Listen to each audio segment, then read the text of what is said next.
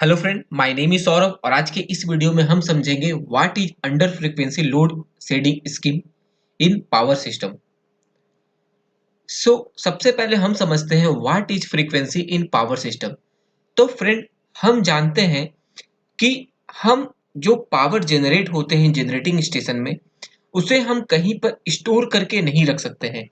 तो जितने भी पावर जनरेट हो रहे हैं वो पावर लोड को डिस्ट्रीब्यूट होने चाहिए। फॉर एग्जाम्पल, अगर कोई भी जनरेटिंग स्टेशन में अगर 100 मेगावाट पावर जनरेट हो रही है तो वो 100 मेगावाट पावर लोड में डिस्ट्रीब्यूट होने चाहिए। तो अगर ऐसा हो रहा है तो उसे हम बैलेंस पावर सिस्टम बोलते हैं। और इस केस में पावर सिस्टम के जो ग्रिड के जो फ्रीक्वेंसी होते हैं वो 50 हर्ट्ज होते हैं। बट इन केस कोई भी डिस्टरबेंस आते हैं डिमांड और सप्लाई में, या फिर जनरेशन में और या फिर डिस्ट्रीब्यूशन में, तो जो ग्रिड है उसमें इम्बैलेंस आ जाते हैं। तो उस वक्त फ्रीक्वेंसी में डेविएशन होते हैं। तो उसे ही हम बोलते हैं डिमांड एंड सप्लाई डिस्टरबेंस। अभी हम एक एग्जांपल से समझते हैं। फॉर एग्जांपल, ये एक जनरेटिंग स्टेशन है जहां पर 100 मेगावाट पावर जनरेट हो रहा है और ये 100 मेगावाट डिफरेंट डिफरेंट डिस्ट्रीब्यूशन में कनेक्ट होगा और ये 100 मेगावाट पावर ट्रांसमिट होकर डिस्ट्रीब्यूशन एंड में लोड में जाएगा। अभी क्या हुआ कि सपोज कोई लोड में इंक्रीमेंट हुई, कोई भी लोड इंक्रीज हुआ, तो फिर जनरेशन है वो उस पे लोड आएगा, जनरेशन का कैपेसिटी बढ़ेगा, जिसके वजह से जो फ्रीक्वेंसी 50 हर्ट्ज होनी थी, जो कि मेरा बैलेंस फ्रीक्वेंसी है, उसमें डिक्रीमेंट आएगी। तो भी may be frequency 49 hertz, 48 hertz, इस तरह से फ्रीक्वेंसी डिक्रीज हो जाएगी। तो इसे ही हम बोलते हैं फ्रीक्वेंसी इन पावर सिस्टम। तो पूरे इंडिया में जो ग्रिड की फ्रीक्वेंसी है वो 50 हर्ट्ज होने चाहिए। अगर फ्रीक्वेंसी 50 हर्ट्ज है, दैट मीन्स कि जो मेरा सप्लाई है, जो मेरा जनरेशन है, वो बैलेंस है विथ द डिमांड या फिर विद द डिस्ट्रीब्यूशन या फिर लोड। तो अगर ऐसा है तो फिर मेरा सिस्टम है वो बैलेंस है। अब हम समझते हैं what is under frequency in power system. See, हम ये जानते हैं कि हम जो पूरे इंडिया है वहां पर सिंगल ग्रिड सिस्टम है, that is national grid system. और इसे ही हम 5 रीजन में डिस्ट्रीब्यूट करके रखे हुए हैं। मे बी अगर महाराष्ट्र में कोई भी जनरेशन होता है तो उसे हम दिल्ली, हम हरियाणा, गुजरात कहीं भी डिस्ट्रीब्यूट कर सकते हैं। तो जो भी मेरा सिस्टम है, जनरेशन है, ट्रांसमिशन है या फिर डिस्ट्रीब्यूशन है, वो पूरे इंडिया का एक ग्रिड है। तो फिर अगर कहीं भी डिस्टरबेंस हुआ, मे बी अगर कोई भी महाराष्ट्र या फिर सपोज मुंबई में अगर कोई डिस्टरबेंस हुआ जनरेशन में, तो उसका इफेक्ट हमें गुजरात में, दिल्ली में, कर्नाटका में भी देखने को मिल सकता है। तो सबसे पहले हमें एक चीज समझना है कि जो भी ग्रिड कनेक्टेड है, जनरेशन, ट्रांसमिशन एंड डिस्ट्रीब्यूशन, वो इंडिया में सिंगल ग्रिड है। सेकेंड थिंग कि जो 50 हर्ट्ज जो मैं फ्रीक्वेंसी का बात किया यहाँ पर, जो फ्रीक्वेंसी पावर सिस्टम का है, और तो ये जो फ्रीक्वेंसी है वो पूरे इंडिया में सेम होना चाहिए। अगर कहीं भी फ्रीक्वेंसी रिड्यूस कर रही है, दैट मीन्स वो सिर्फ उस पर्टिकुलर जगह का, सपोज मुंबई का फ्रीक्वेंसी 49.5 हर्ट्ज हुआ है, इसका मतलब ये नहीं हुआ कि सिर्फ मुंबई का जो जनरेशन और डिस्ट्रीब्यूशन में इम्बैलेंस आया है, बल्कि ये पूरे इंडिया में आएगा। तो फिर अंडर फ्रीक्वेंसी कब ऑपरेट हो सकता है? अंडर फ्रीक्वेंसी दो केसेस में ऑपरेट हो सकता है। जैसा कि हमने यहां पर देखा, यहां पर दो चीजें हो सकती है। एक तो होगा डिमांड, दैट इज लोड, और दूसरी चीज होगा सप्लाई, दैट इज जनरेशन। तो अगर मेरा लोड में इंक्रीमेंट आएगा, सपोज जनरेशन मेरा x है और लोड में x प्लस वाई इंक्रीमेंट आता है, दैट मीन्स कि जो मेरा फ्रीक्वेंसी है वो रिड्यूस करेगा, और इसे ही हम अंडर फ्रीक्वेंसी बोलेंगे। दूसरा कंडीशन क्या है कि लोड मेरा वही है बट जनरेशन मेरा रिड्यूस हो गया। सपोज मेरा जनरेशन 100 मेगावाट था और जनरेशन मेरा अचानक से 80 मेगावाट 70 मेगावाट हो गया, तो अगेन दिस केस में भी मेरा जो फ्रीक्वेंसी है वो रिड्यूस करेगा। इन द सेम वे मेरा फ्रीक्वेंसी इंक्रीज भी कर सकता है। वो कैसे करेगा? जब मेरा लोड में रिडक्शन आएगा। सपोज मेरा लोड 100 मेगावाट था और अचानक से 20 मेगावाट लोड मेरा शट डाउन हो गया, तो फिर लोड में रिडक्शन हुआ लेकिन जनरेशन मेरा 100 मेगावाट है, तो फिर मेरा जो फ्रीक्वेंसी है वो इंक्रीज करेगा। डेट मीन्स अगर जनरेशन कम है और लोड ज्यादा है तो फ्रीक्वेंसी डिक्रीज करेगा, और जनरेशन ज्यादा है लोड कम है तो फ्रीक्वेंसी इंक्रीज करेगा। आई होप आप यहां तक समझ गए होंगे। नेक्स्ट, अभी हम समझते हैं ये ऐसा कैसे हो सकता है। ये आप एक ग्रिड सिस्टम देख सकते हैं। ये एक सिंपल ग्रिड सिस्टम है जहां पे 3 जनरेशन है, 1 2 एंड 3, और कुछ लोड दिए हुए हैं। आप जो ग्रीन कलर के देख सकते हैं वो लोड है। अभी सपोज कीजिए कि यहाँ पर कुछ फॉल्ट हुआ और जनरेटर 1 है वो ट्रिप हो गया, तो जो भी लोड है वो जनरेटर 2 एंड जनरेटर 3 पर आएगा।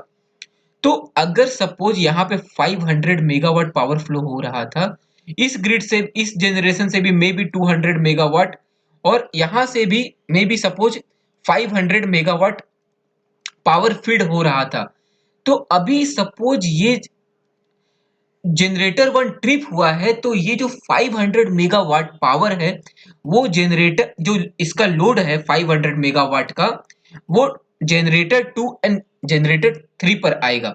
और अगर जनरेटर 2 एंड जनरेटर 3 दोनों मिला के इतना कैपेसिटी नहीं है कि 500 मेगावाट पावर लोड फीड कर सके, तो क्या होगा कि जनरेटर 2 एंड जनरेटर 3 भी ट्रिप होने के चांसेस हैं। तो अगर जनरेटर 1 ट्रिप हुआ तो जो ग्रिड का नॉर्मल फ्रीक्वेंसी 50 हर्ट्ज था वो मे बी 45 हर्ट्ज या फिर 47 हर्ट्ज इस तरह से हो जाएंगे। और ये बहुत ही क्रिटिकल होते हैं किसी भी सिस्टम में। अगर फ्रीक्वेंसी इतना ज्यादा रिड्यूस करते हैं, डेट मीन्स कि कोई मेजर फॉल्ट हुए सिस्टम में, आइदर लोड साइड में या फिर जनरेशन साइड में, और वहां पे जो कास्केडिंग ट्रिपिंग का जो चांसेस है वो काफी ज्यादा बढ़ जाते हैं। तो इसके लिए ही हम अंडर फ्रीक्वेंसी इसकी इनकॉर्पोरेट करते हैं हर रिसीविंग स्टेशन में, हर पावर सिस्टम में। तो अंडर फ्रीक्वेंसी किसी पावर सिस्टम में कैसे काम करती है, अंडर फ्रीक्वेंसी स्कीम कैसे वर्क करती है, अभी हम वो समझते हैं।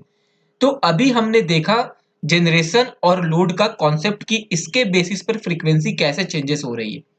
तो हम हर एक रिसीविंग स्टेशन में under frequency load shedding scheme को इनकॉर्पोरेट करते हैं। जहां पर क्या होता है कि under frequency load shedding scheme, तो यहां पर क्या होता है, हर एक रिसीविंग स्टेशन में फ्रीक्वेंसी मीटर होते हैं, और अगर जैसे ही फ्रीक्वेंसी रिड्यूस होते हैं, फॉर एग्जांपल अगर फ्रीक्वेंसी 48.4 हर्ट्ज हुए हैं, तो फिर, और इसका भी कुछ टाइमिंग होते हैं, सपोज 50 मिली सेकेंड के लिए हुए हैं, तो जो भी लोड है उस रिसीविंग स्टेशन से कनेक्टेड, वो लोड को ट्रिम करते हैं। डेट मीन्स वो लोड को ओपन, मतलब कि जो लोड है सपोज 100 मेगावाट लोड है, उस लोड को वो ओपन कर देते हैं। ये क्यों करते हैं कि सपोज अगर 58.4 हर्ट्ज फ्रीक्वेंसी, और डेट मीन्स क्या हुआ कि जो या तो मेरा लोड बढ़ गया या फिर मेरा जनरेशन घट गया, तो उसे हम बैलेंस करने के लिए हम जो खुद का जो कनेक्टिंग लोड है उसे हम ओपन कर देते हैं, ट्रिप कर देते हैं। उससे क्या होता है कि जो कास्केडिंग ट्रिपिंग होना चाहिए था लोड और जनरेशन की वजह से, जो इम्बैलेंस की वजह से, वो नहीं होता है। अभी हम इसे एक एग्जांपल से समझते हैं। फॉर एग्जांपल आपका जनरेटर 2 है और ये मेरा कहीं पे एक लोड है जहां पर आपका 100 मेगावाट पावर आ रहा है, और ये जो मेरा जनरेटर 2 है वो भी 100 मेगावाट पावर फीड कर रहा है। बाकी आपका 500 मेगावाट, और ये सपोज 200 मेगावाट पावर फीड कर रहा है, और किसी भी कारण से जनरेटर 2 मेरा ट्रिप हो गया। तो जैसे ही जनरेटर 2 मेरा ट्रिप होगा, तो यहाँ पर हर जगह की फ्रीक्वेंसी में रिडक्शन आएगा।